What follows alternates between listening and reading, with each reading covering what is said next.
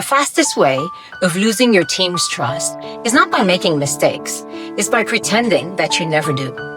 Today, I'm going to share with you how effective leaders approach and manage mistakes. Now, this is how things usually happen. Leaders don't admit their mistakes, and they don't come off as stronger. What actually happens is that they create a distance between themselves and their teams. Why? Because when you don't admit your mistakes, you seem to people as if you're flawless, you're perfect. And perfection doesn't create connection, it creates disconnection.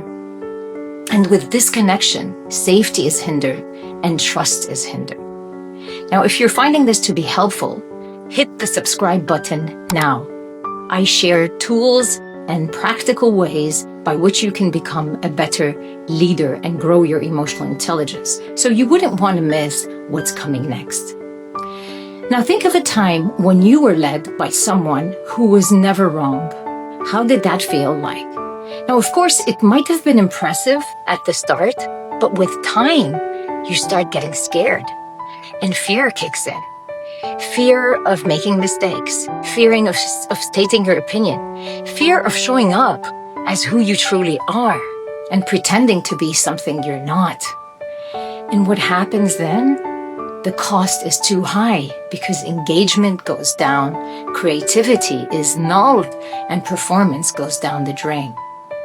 Now, what's great is that with a very simple shift in how we address mistakes, big results happen. What do I mean? If a leader simply admits that they're making a mistake, powerful things happen. First of all, they win credibility and not lose it. Second, and most importantly, people see them as human, so they can connect with them. They're real, they're approachable, they are like them. So they feel connected with them and they feel safe around them. And all this safety creates more trust, and the trust brings about higher and higher performance. Now, you may be hearing what I'm saying and thinking, yeah, well, that's all nice, but how do we get ourselves to actually do that? It's really uncomfortable owning a mistake. And I get you. You're not the only one who feels that. The best way to do it is to look into what are your beliefs around mistakes. What do I mean by that? You see, beliefs are the way we see things and the way we, like the glasses that we look at mistakes through.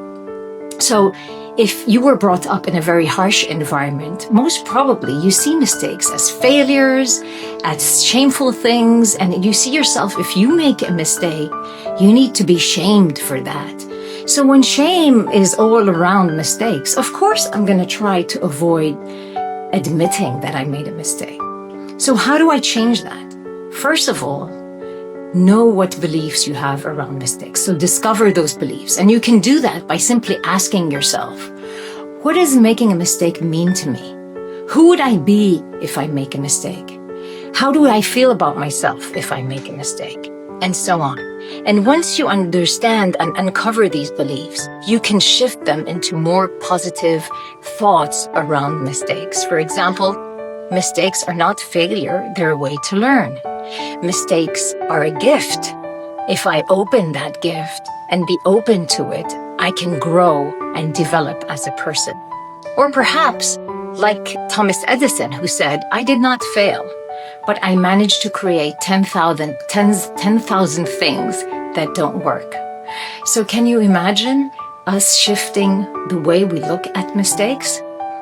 If you still find that to be difficult for you, don't worry. You can make use of the one-on-one free co-creation session that I offer you. You can just simply write access in the comments below, and I'll connect with you and give you the details of what happens next. So if you liked this video and you benefited from it, make sure to subscribe to this channel and share it with your friends.